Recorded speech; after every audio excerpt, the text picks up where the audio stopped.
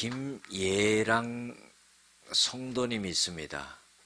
이분은 KBS 공채 21기입니다. 그런데 이분은 사연이 있습니다. 3대째 신앙생활을 하는 아주 믿음이 좋은 분이죠. 결혼을 해서 아이를 낳았습니다. 몇 명을 낳았냐면 3명을 낳았지요. 그런데요, 마지막 셋째 아이를 낳고 산후조리원에 들어갔는데 어린이집에서 연락이 온 거예요. 둘째 아이가 여자아이인데 33개월 됐습니다. 그런데요, 어머니, 우리 예원이가 혹시 경기 한 적이 있습니까? 이렇게 전화가 온 겁니다. 깜짝 놀랐어요. 산후조리원에서 조리도 못하고 뛰쳐나와가지고 어린이집에 갔습니다. 애가 경기를 하고 그러는 거예요.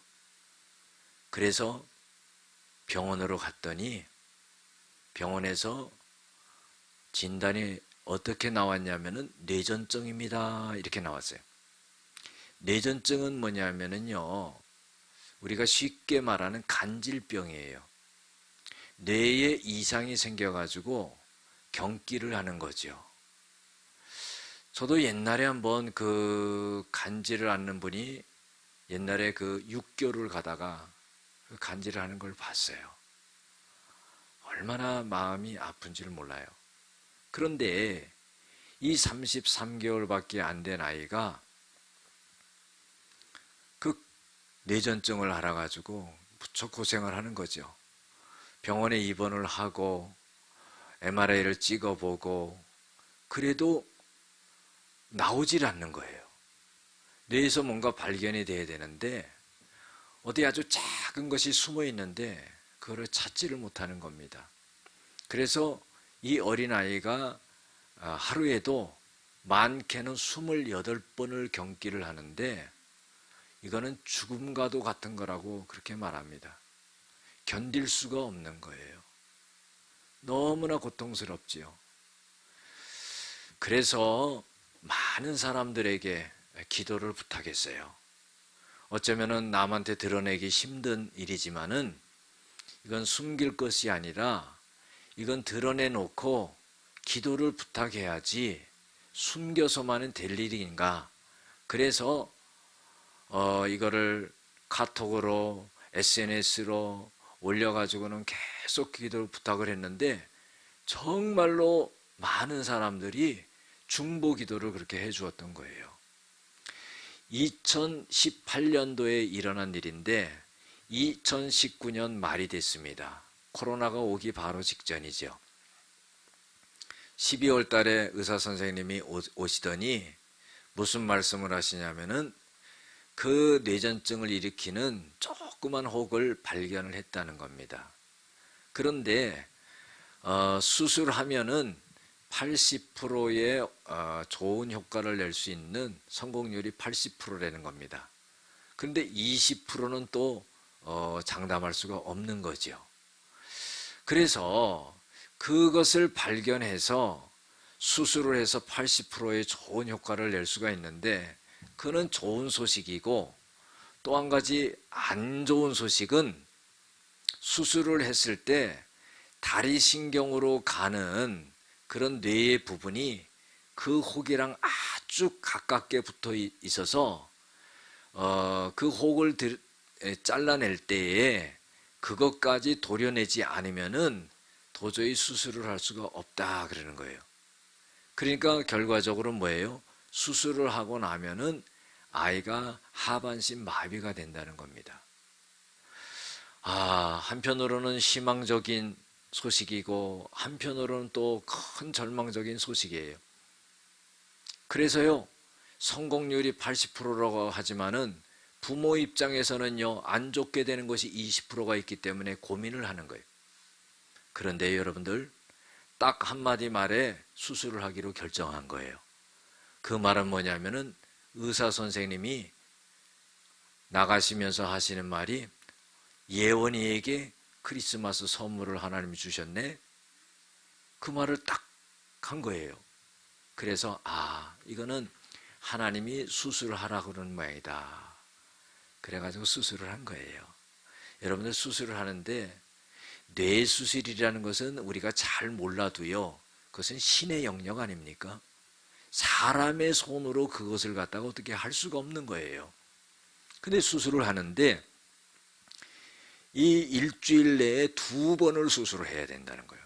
먼저 구멍을 뚫고 그 다음에 거기에 장치를 해서 이 경기를 일으킬 때에 정확하게 어떤 부분인지를 알기 위해서 이 뇌에서 이 밖으로 전선을 끌어내는 거예요. 그리고 이제 붕대를 감고 그렇게 있는 겁니다. 그 뇌압이 생기고 열이 오르고 힘들지요. 그거 이제 체크가 되면은 그 다음에 이제 또 수술을 하는 거예요. 그러니까 2번, 일주일에 2번을 수술하는 겁니다. 그래서 날짜를 잡아서 수술을 했습니다. 수술이 잘 됐어요. 수술이 잘 됐는데 의사 선생님이 수술을 딱 끝내고 하시는 말씀이 이제 힘들 것 같다 하는 말을 하는 거예요. 이제 걷지 못하게 된다 하는 거죠. 너무나 절망스러웠습니다. 그런데 이 엄마가 이 예원이를 붙잡고 기도를 한 거예요. 또 많은 사람이 기도를 해준 겁니다. 간절히 기도를 했는데 이 아이가 기도가 딱 끝나니까 뭐라고 말하냐면은 아멘 그러는 거예요. 그리고 나서는 엄마 나 한번 걷고 싶어 그러는 거예요. 깜짝 놀랐죠? 여러분들 그 말을 들을 때 의사 선생님은 불가능하다 하는데 이 아이가 자기 마음속에 엄마 나 걷고 싶어 그래. 너 걸을 수 있어? 그러니까 걸을 수 있을 것 같아.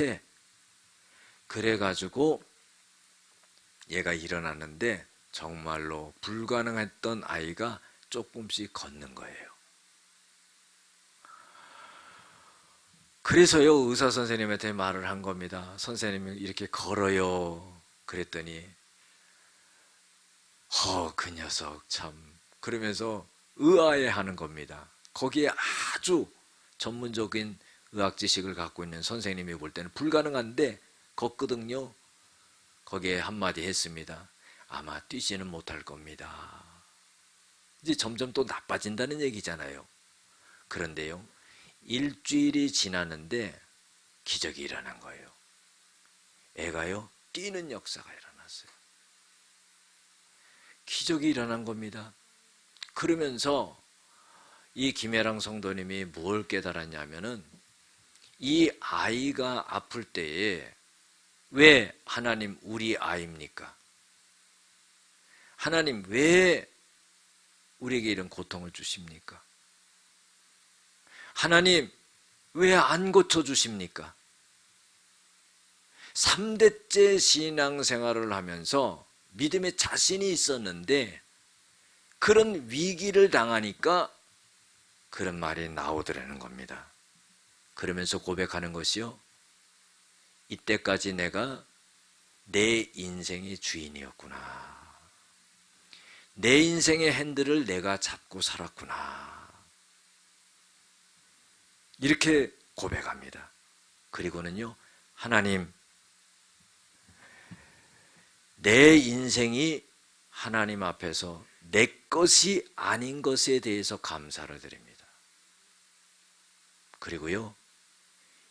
정말로 2018년도에 이 예원이가 그런 일을 만났을 때로 자기가 때때로 돌아가고 싶을 때가 있다는 거예요. 자기의 믿음을 점검해보고 그런 상황 속에서도 흔들리지 않고 하나님을 원망하지 않고 하는 그런 모습으로 가고 싶은 거예요. 하나님은 1년 반이라는 세월을 지내가끔 하면서 자신을 온전한 믿음으로 만들어줬다 하는 그런 감정을 들었습니다. 여러분들 우리가 살아가면서요 생각하지 않은 그런 일들이 다가오죠. 어찌 보면은 우리가 코로나의 위기 속에 있지만은요, 그래도 우리가 이렇게 나와서 예배 드릴 수 있다는 자체가 얼마나 감사합니까? 내가 걸을 수 있고요, 내가 밥 먹을 수 있고요, 내가 생각할 수 있고요, 입을 열어 하나님을 찬양하고 예배할 수 있고요. 얼마나 감사합니까? 평생을 그렇게 지켜주신 거예요. 오늘 성경을 보면은요, 본문적인 배경이 있습니다. 욥이 나오지요. 여러분들, 욥이라는 사람은 어떤 사람입니까? 욥이라는 사람은요, 하나님을 경외하는 사람이었어요. 의인이었습니다. 정말로 흠이 없던 사람이요. 이런 사람인데 어느 날 큰 고난을 당하는 거예요. 그 고난이 어떻게 해서 왔냐면은 이 욥은 그 고난이 자기에게 어떻게 온지를 모릅니다. 이 고난의 시작은요, 마귀가 하나님을 어느 날 찾아가서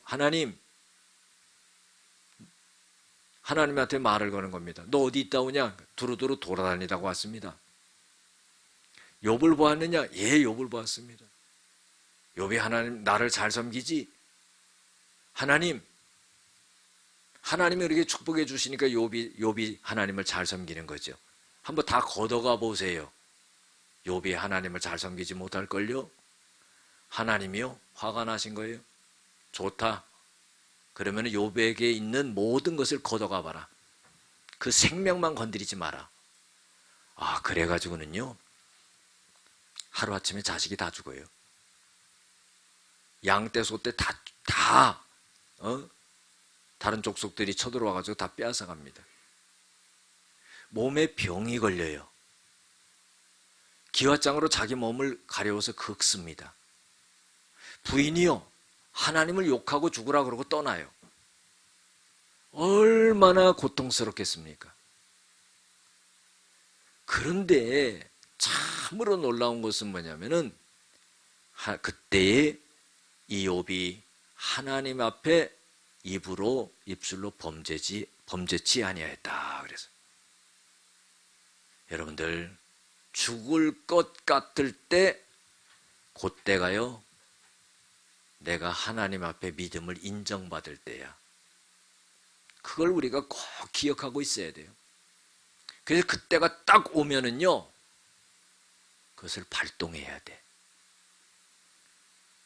대부분의 사람은 그때 원망을 합니다. 그러나 욥은요, 입술로 범죄하지 아니하였다. 그래요. 욥은요, 생각했습니다. 자기가 이렇게 고난 당할 때 하나님 앞에 믿음을 잃지 않기 위해서 애를 썼지요. 친구들이 찾아왔습니다. 친구들이여 이구동성으로 욥에게 대해서 하는 말이 뭐냐면은, 욥아, 네가 이렇게 된 것은 하나님 앞에 죄를 졌기 때문이다. 그런 거예요. 여러분들, 물론 죄인 아닌 사람이 없을 거예요. 그러나 욥은 어떤 사람이냐면요, 자녀들이 생일잔치를 끝나고 나면은 저 아이들이 먹고 마실 때 하나님 앞에 혹시 범죄하지 않았을까 해서 생일잔치 끝나면은 아이들을 위해서 하나님 앞에 제사를 드렸던 사람이에요. 얼마나 철저합니까? 그렇게 본다면은 자기 자신이 하나님 앞에 내가 죄를 지었는지 안 지었는지, 잘했는지 못했는지를 모르는 사람이 아닐 거라고 생각이 들어요. 그런데 친구들은 네가 죄가 있어서 이런 어려움을 당하는 것이다, 이렇게 말하는 겁니다. 여러분들, 얼마나 고통스럽겠어요? 우리가요, 정말로 어려움에 처해 있는 사람이 있으면은요, 그런 말 해서는 안 돼요.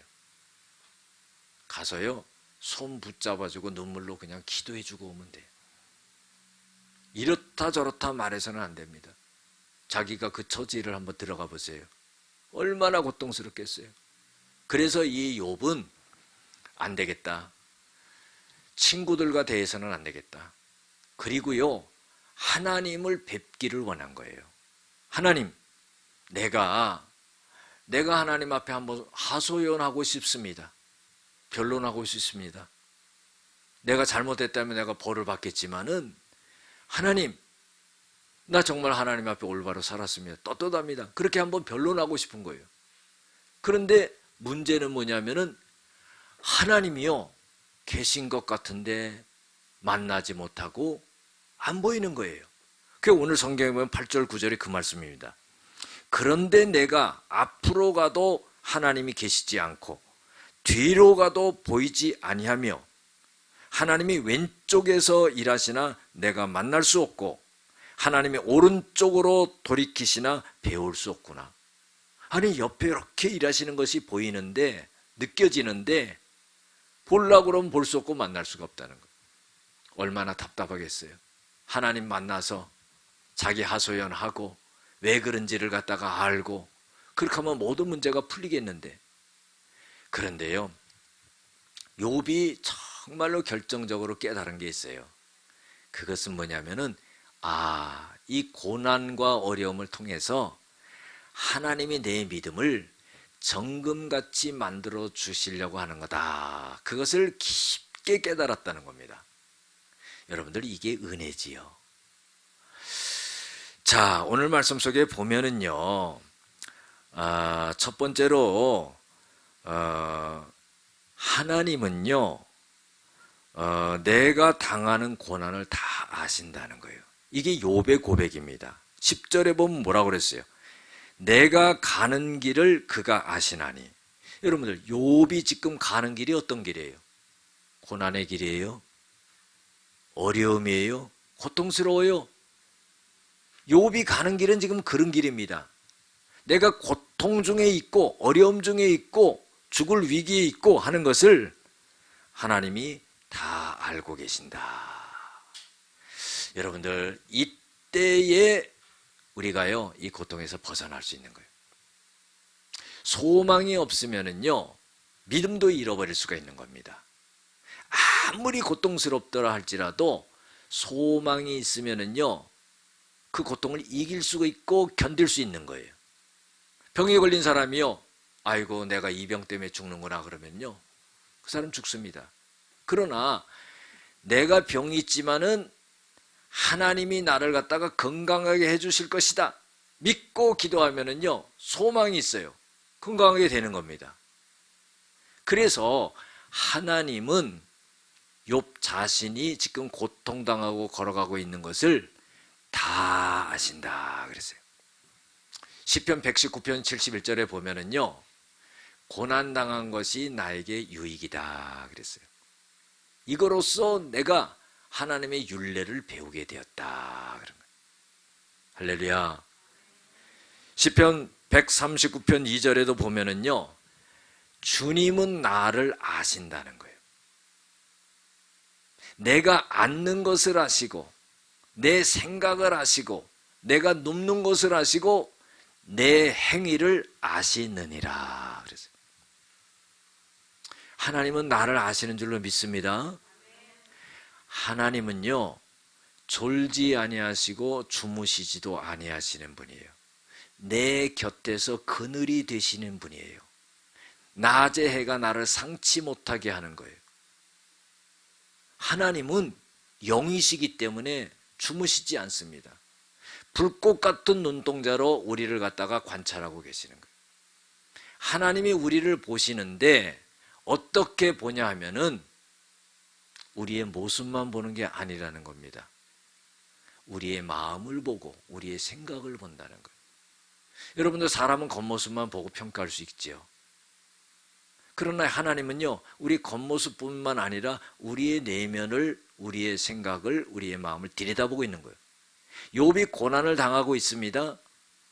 그런데요, 하나님은 나를 아신다, 이런 고백을 욥이 해요.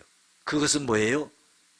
내가 하나님이 정해놓으신 길을 내가 지금 고난 가운데 가고 있는데 하나님이 내 마음속에 하나님을 원망하고 불평하고 하는 것이 아니라 내가 이 고난 중에서도 하나님의 뜻을 따르려고 하는 것을 하나님이 아십니다 하는 거예요. 이 얼마나 차원 높은 고백입니까?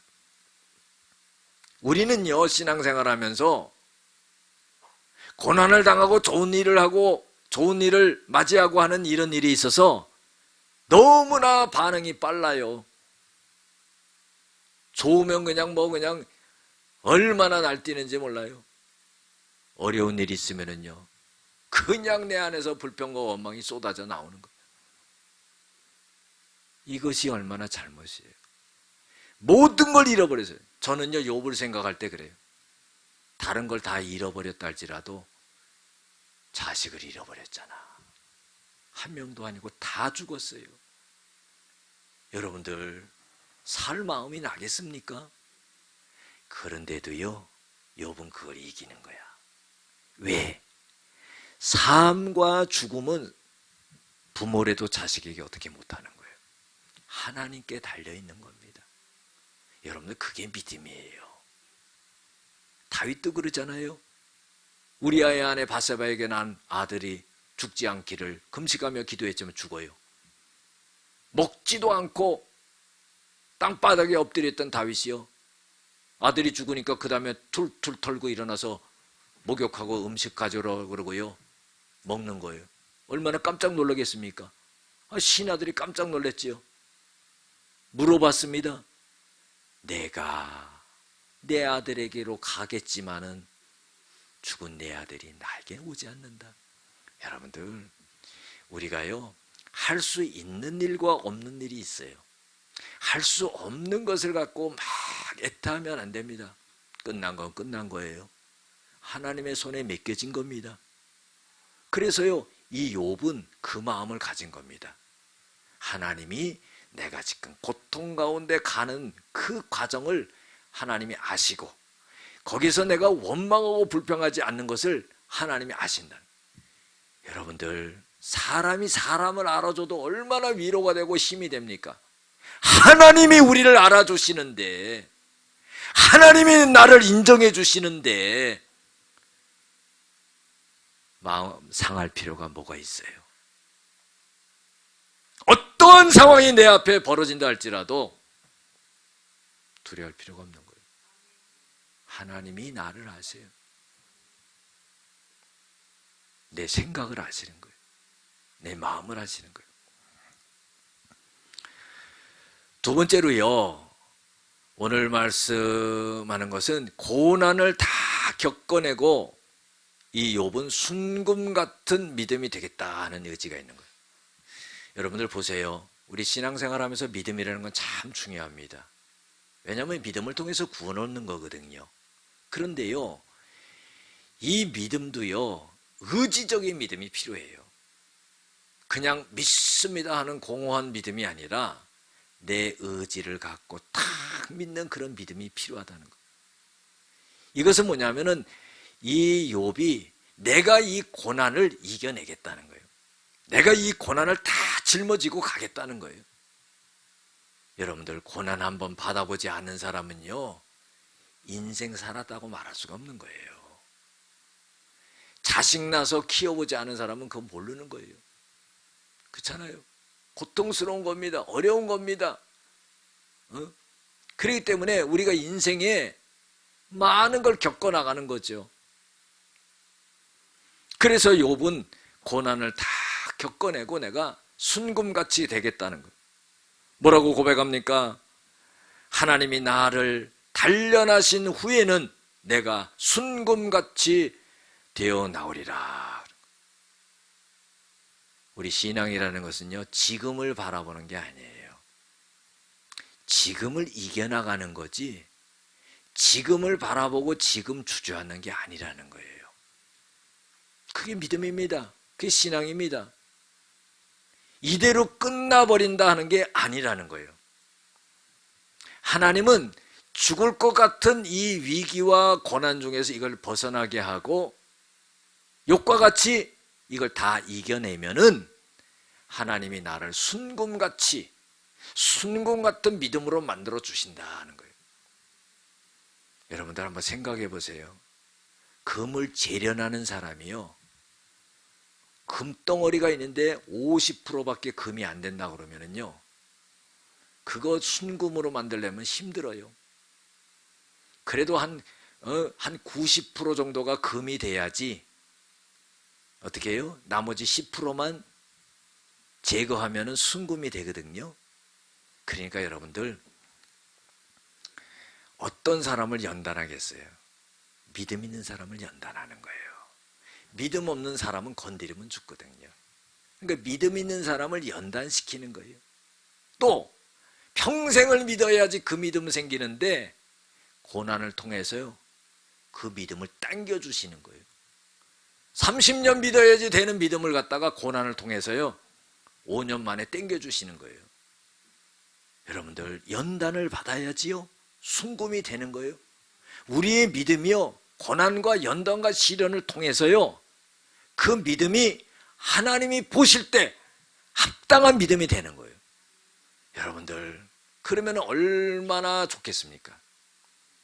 욥은요 그거를 갈망한 거예요. 여러분들 신앙은 내가 하나님 바라보면서 생각하는 대로 마음먹은 대로 되는 게 아니라 하나님의 마음과 생각을 나에게 들여오는 거예요. 이게 진짜 믿음이에요. 그래서 베드로전서 1장 7절에 보면은요 너희의 믿음의 확실함은 불로 연단하여도 없어질 금보다도 귀하여 예수 그리스도께서 우리에게 오실 때 칭찬과 존귀와 영광이 너에게 있게 하려 함이라. 그러니까 불로 연단해서 우리의 믿음을 어떻게 해요? 강하게 만들어주고 순수하게 만들어주고 그 다음에는 예수님이 재림하실 때 우리에게 칭찬이 있게 한다는 거예요. 존귀가 있게 하는 거예요. 영광을 받게 한다는 거예요. 어떻게 해요?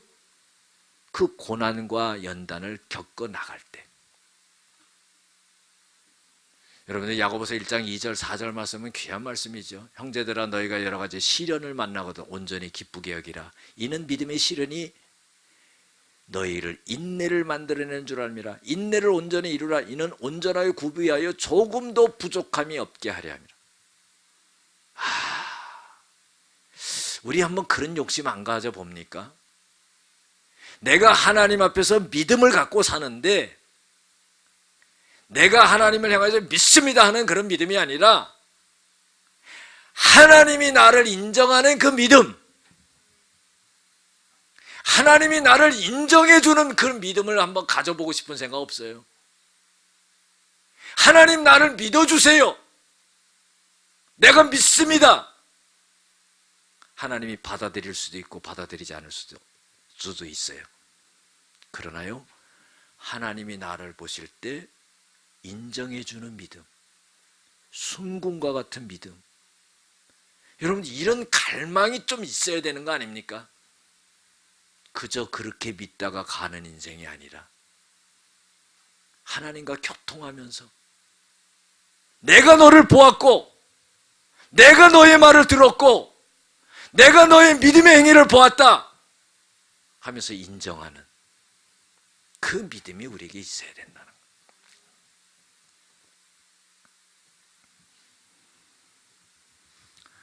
고린도전서 10장 13절에 보면은요 우리가 감당할 시험 밖에는 우리에게 당한 것이 없다고 그랬어요. 우리가 시험 당할 쯤에요 하나님께서는 피할 길을 내사 능히 감당하게 만들어 주신다 그랬습니다. 어려움이 오는 것, 시련이 오는 것, 이게 세상적인 것일 수도 있고요 하나님이 나의 믿음을 성장시키기 위해서 단련하는 그런 시험과 시련이 될 수도 있어요. 좌우지간 그 어려움을 통해서 내 믿음이 성장해야 되고 순수해져야 되고 순금같이 되어져야 된다 하는 거죠. 그런데 그것을 감당 못하는 거냐? 감당 못할 것 같은 건 피할 길을 주신다 하는 거예요. 이게 얼마나 큰 은혜입니까? 하나님이 살아계신 것을 딱 믿는 믿음이 있어야죠. 하나님이 나의 아버지라는 것을 딱 믿는 믿음이 있어야죠. 내가 기도하면은 하나님이 역사하신다는 믿음이 있어야지요. 무슨 일을 당하고 어떤 일을 당하든지 하나님이 나와 임마누엘로 함께 하신다는 그 믿음이 있어야죠.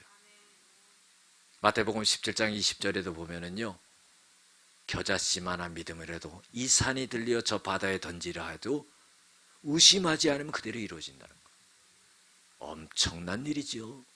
아니, 산이 옮겨지는 역사가 일어나 과연 그게 될 수 있을까? 겨자씨만한 믿음을 가지면 돼. 불순물이 섞여 있지 않으면 돼.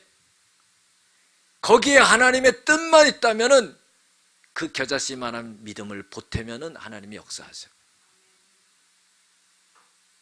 여러분들, 이게 얼마나 놀라운 일이에요. 고난을 다 겪어내야 되는 겁니다. 삶이 고난이에요. 여러분들 이제 1년이 다 지나가는데 1년을 살아봐요. 좋은 일이 많았나, 힘든 일이 많았나? 힘든 일이 많은 거예요. 좋은 일은 가끔 반짝반짝해. 그러나 근심과 걱정과 어려움과 고난, 그런 거예요, 인생이.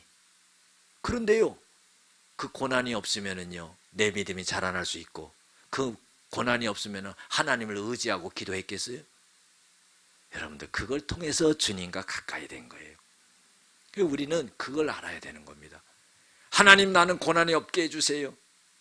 그게 아니라 그 고난을 통해서 하나님과 가까이 되고, 그 고난을 통해서 주님을 찾게 되고, 그 고난을 통해서 하나님의 능력을 알게 되고, 그 고난을 통해서 하나님의 말씀을 깨닫게 되는 거예요. 할렐루야.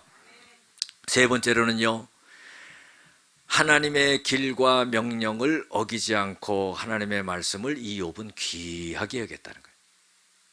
여러분, 이렇게 자신 있게 말할 수 있는 사람이 있겠어요? 힘들어요. 사도 바울도 어떻게 해요? 나를 본받으라, 이 말 쉽지 않아요. 여러분들, 아버지가요, 자식에게 너희들은 나를 본받으라, 이 말 못합니다. 저도 못해요. 이 쉽지 않은 거예요. 그러면요, 자기가 인생의 길을 가는데 하나님의 뜻대로 100% 올바르게 할 수 있었을까요? 그렇지 못한 거예요. 그러나 욥은 거기에 어느 정도 자신이 있었어요. 그러니 얼마나 하나님 앞에 하나님을 경외하고 살았던 사람인가 하는 것을 알 수 있죠. 하나님의 길과 하나님의 명령을 어기지 않고 하나님의 말씀을 귀하게 여기고 살았습니다.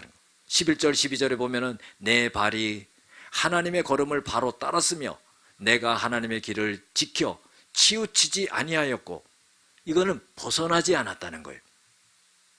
내가 하나님의 입술의 명령을 어기지 아니하고 정한 음식보다 그 입의 말씀을 귀하게 여겼습니다.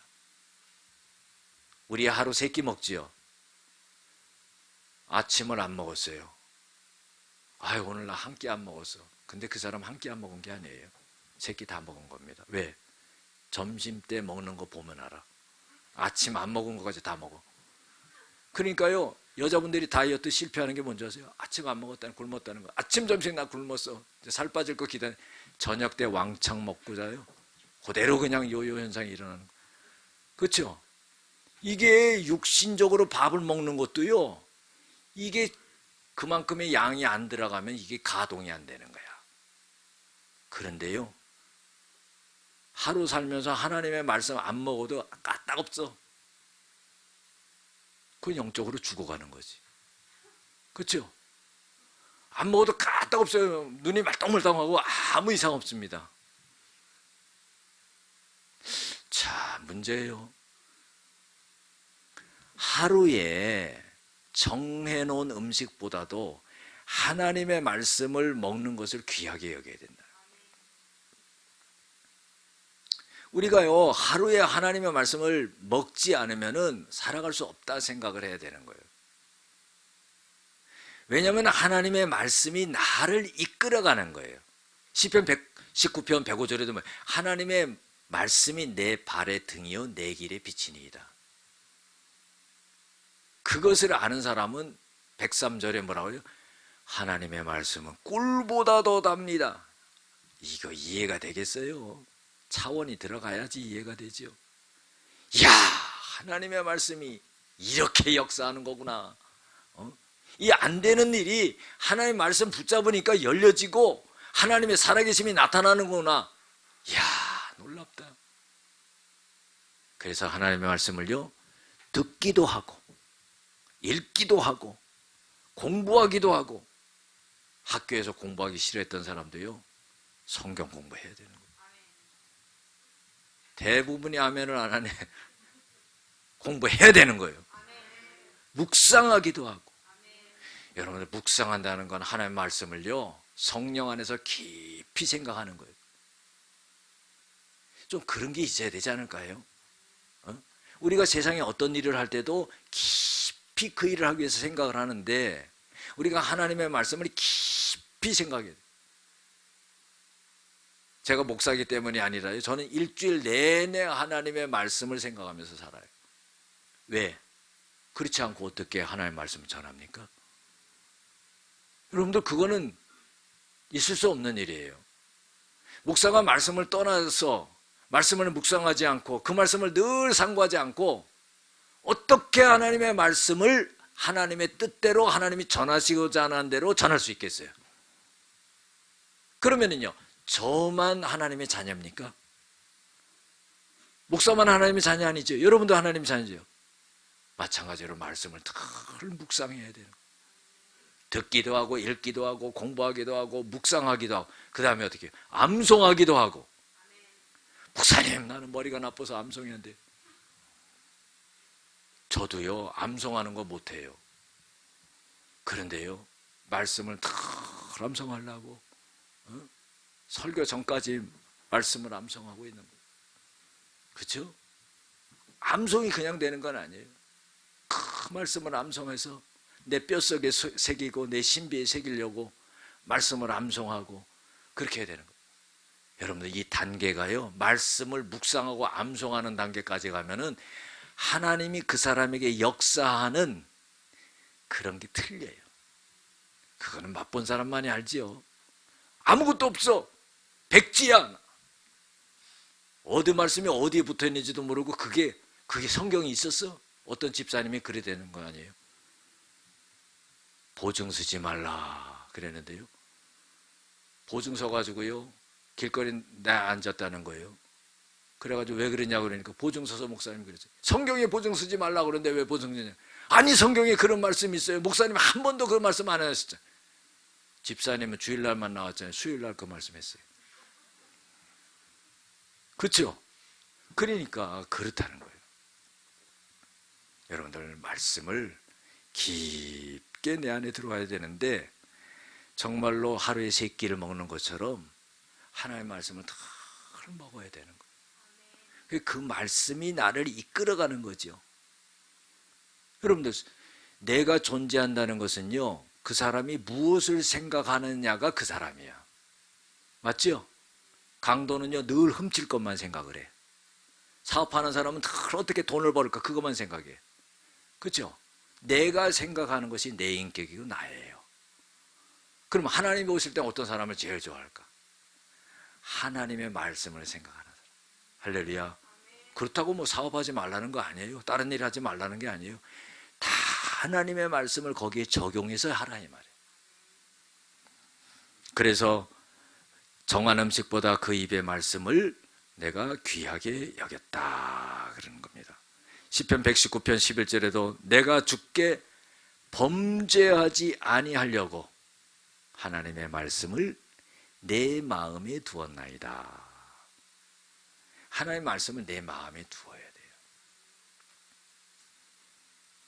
여러분들, 시인들이요, 늘 시를 읊조리죠. 자기가 쓰고요, 자기가 늘 음미해요. 애워요. 줄줄 애웁니다. 그런데 우리는요, 하나님의 말씀을 늘 내 마음속에 두고 늘 읊조려야 되는 거예요. 하나님의 말씀을. 할렐루야. 언제 어느 때 어떤 상황에도 하나님의 말씀이 나에게 읊조려져야 돼. 어떤 사건의 위급한 사건 속에서도 하나님이 나에게 말씀하실 때 내가 들을 수 있어야 되는데 내가 듣지를 못해. 왜요? 내 안에 말씀이 없기 때문에 요거야 이렇게 말해주지 못한다는 거예요. 네 번째로 마지막으로요, 하나님은 마음에 작정하신 뜻을 이루신다는 거예요. 13절 14절에 보면은 그의 뜻은 일정하니 누가 능히 돌이키랴. 나의 마음에 하고자 하시는 것이면, 그의 마음에 하고자 하시는 것이면 그것을 행하시나니 그런즉 내게 작정한 것을 이루실 것이라. 이런 일이 하나님에게는 많이 있느니라. 자, 간단히 말해서 뭐예요? 하나님의 마음이 작정하시고 하나님이 하시려고 하는 거면은 하나님이 그대로 하신다는 거예요. 그러면은요, 욥이요, 지금 고난 중에 있잖아요. 근데 고난에 좀 벗어나게 해달라고 안 되는 거예요. 하나님의 뜻 가운데 있기 때문에 고난의 터널을 지나가라 이거예요. 그러니까 이것은 하나님이 나에게 주신 거다 이렇게 생각하고 그걸 걸머지고 가라는 말이죠. 사실 이게 신앙생활은 십자가 지는 건데요, 이상해요. 십자가는 안 지잖아요. 목걸이나 하고 귀걸이나 하고 또 이따만하게 하는 거면 잡아다니고 싶어요. 그냥 의미를 알고 달고 다니는 좋잖아요. 이제 개인적으로 여기다 다는 거는 참 좋아. 주님을 품고 십자가의 면을 이걸 여기다 막 이만하게 해가지고 막 옆에 가서 싹 두 귀로 잡아다니고 싶어. 그 십자가의 의미가 얼마나 귀중한 건데, 그렇죠? 그 의미를 모르는 거예요. 너무 안타깝죠.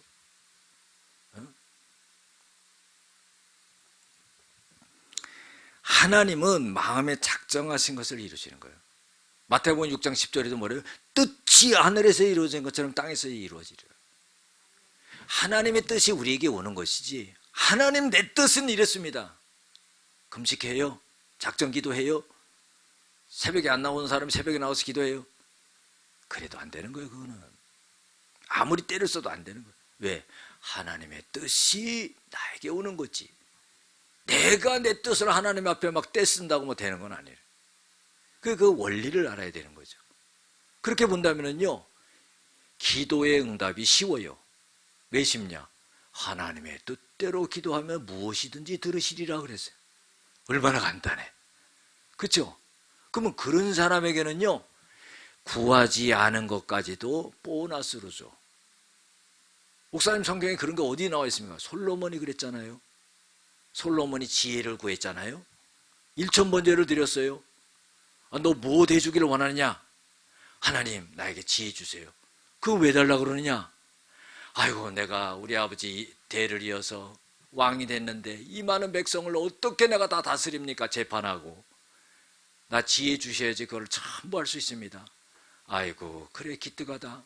네 마음이 백성에게 있으니 네가 왕의 자격이 있다. 그 지혜가 없어서 왕을 못한다고 하면은 내가 주면 될 거 아니냐? 애따 받아라. 준 거예요. 지혜를 얻었어요. 근데 하나님이 뭐라고 해요? 너는 수와 명예도 구하지 아니하였다. 그래서 부귀영화도 구하지 아니하였다. 그렇죠? 그래서 하나님이 더해서 주시는 축복을 주신 거예요. 할렐루야. 그러니까 하나님의 뜻대로 기도를 하면은 이 콩고물 떨어지는 게 있다 이 말이에요. 콩고물만 바라보면 아무것도 안 되고, 그렇죠? 절간에 가서 제법만 바라보면 아무것도 안 되잖아요. 그건 똑같은 거란 말이에요. 그러니까 하나님의 뜻이 이루어집니다 하는 거예요. 하나님의 뜻대로 구하면 뭐든지 이루어진다. 히브리서 13장 8절에도 보면은 하나님은 어제나 오늘이나 영원토록 변함이 없으신 분이다. 그러니까 하나님은 변함이 없으세요. 하나님의 뜻하신 건 그대로 가는 거예요. 그걸 변경시키려고 하지 말아야 된다는 거예요. 사무엘상 15장 29절에도 보면은요, 하나님은 지존자로 표현했는데 하나님은 변개함이 없으시다 그랬어요. 하나님은 사람이 아니기 때문에 변개하지 않아야 한다. 변경하지 않는다는 거예요. 하나님이 딱 뜻하신 것을 그대로 갖고 간다는 거예요. 그렇게 본다면 오늘 말씀 속에서 욥이 고난을 당하고 있는데 욥을 고난 가운데 있게 만든 것은 하나님의 뜻이기 때문에 그걸 변개하지 않는다. 하나님의 때까지, 네가 그때까지 견디는 것, 그때까지 하나님이 그대로 간다는 거예요. 여러분들, 그럼 욥이 해야 될 일이 뭐겠어요? 우리가 해야 될 일이 뭐겠어요? 때까지 견디는 거예요. 인내가 참 중요합니다. 우리가요, 이 버텨나가는 힘이 있어야 돼. 내 스스로가 그 힘이 없기 때문에 하나님께 기도하는 거죠. 말씀 붙잡는 거죠. 주여 불쌍히 여겨달라는 거죠. 건져달라는 거죠. 붙잡아달라는 거죠. 이겨나갈 수 있게 해달라는 거죠. 또 주위에 있는 분들이 같이 중보기도 하고. 할렐루야. 시간이 많이 갔는데요, 지난 금요일날 우리 사모가요 카톡으로 사진 한 장을 딱 보내왔어요. 가을에 둘이 사진 찍은 거 하나 딱 보내왔어요. 그럼 제가 어떻게 답장을 해야 되잖아요. 뭘로 답장을 합니까? 그래서 제가 답장을 했어요. 어떻게 답장했냐면, 자세히 보니 예쁘다. 그 다음에 오래 보니 사랑스럽다. 당신이 그렇다. 그리고 보냈어요. 그러면 뭐 거기다 해도 뭐 하트 같은 거라도 하나 보내야 되는데 그것도 없더라고. 근데 이게요 시예요, 시. 안 믿으시네. 이 나태주라고 하는 사람의 시가 있어요. 그 시를 패러디한 거예요. 이 나태주라는 사람의 시가 어떤 시냐면은, 왜 이분을 소개하냐면은 예수님을 믿는 사람이에요. 집사님이에요. 그런데 이분이 어떤 시를 썼냐면은, 평생을 갖다가 43년을 교직에 있었어요. 교장으로 은퇴를 했습니다. 그런데요, 애들이 너무 말을 안 듣는 거야. 애들이 미운 거예요. 여러분, 선생님이 애들 미워한다고 생각하면은 얼마나 이게 가슴이 아파. 서로가 힘든 거야. 그렇죠? 그런데요, 43년 동안 애들을 보면서, 까칠한 애들을 보면서 얼마나 힘들겠어요. 그 마음 갖고 은퇴할 수 있겠어요? 그래서요, 자세히 봤다는 거예요. 그러니까 예쁘다는 거예요. 그러니까 자세히 안 보면 미운 거예요. 사람을 자세히 봐야 돼요. 이게 그냥 겉으로 보면은 미운 거 투성이야. 근데 그 속에 가만히 보면은 예쁜 게 있어. 그 다음에 오래 보니까 아름답다는 거예요. 오래 봐야 돼요. 우리 성도님들도 만나면은 자꾸 오래 봐야 돼, 오래. 그렇죠? 그리고 오래 보니 아름답다. 네가 그렇다. 이렇게 한 거예요. 그랬더니 어떤 선생님이 이 교장 선생님 앞에서 그렇게 말했다는 거예요. 교장 선생님, 제가 그 시를 한번 패러디하면 안 될까요? 한번 해보라고. 그랬더니 뭐라고 하냐면, 자세히 보니 볼품없다. 오래 보니 부담스럽다. 요즘 애들이 다 그렇다. 그 사람은 선생 못하는 거예요. 퇴직했겠지. 그렇죠? 그러니까 사람은 이 마음 먹는 대로 보는 거예요. 그렇죠? 그래서 이분이 아픔을 많이 당했어요. 어렸을 때도 참 힘들고 가난하고 무속인 집안에서 자라고 너무 고통스럽고, 그래서 시인이 된 거예요. 중학교 2학년 이제 트럭에 타고 가다 받쳐가지고 눈알이 빠져가지고, 그때 자기 눈알이 그렇게 큰 줄 몰랐대. 또 집어넣었대요.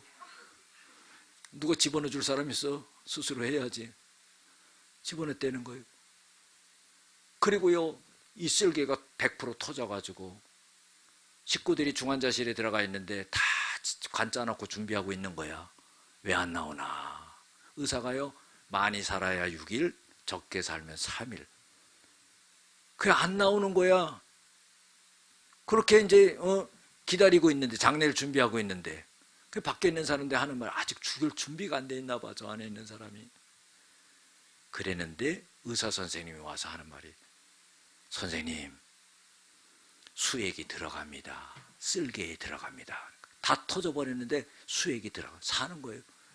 그래서 이분이 두 번째 부인이랑 사는데, 두 번째 부인이 아주 신앙이 좋은 거야. 그래 집안 편하려고 나갔는데 하나님을 만난 거죠.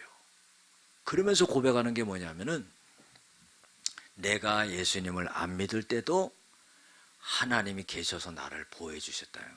그래서 살았다는 거지. 쓸개 터져서 장례식 다 준비하고 있는데 하나님이 나를 살려줬다는 거예요.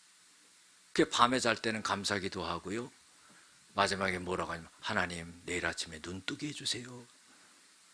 근데 또 요즘 부부들은 70년 뭐 60년 회로한 분은 남편이 아침에 눈 떠서 여보 그러면 또 혼낸대요. 왜 눈 떴냐고. 아 참 오늘 설교가 여러분들 고난이 있어요. 근데요 하나님의 뜻이 이루어진다 하는 겁니다. 기도하시겠습니다.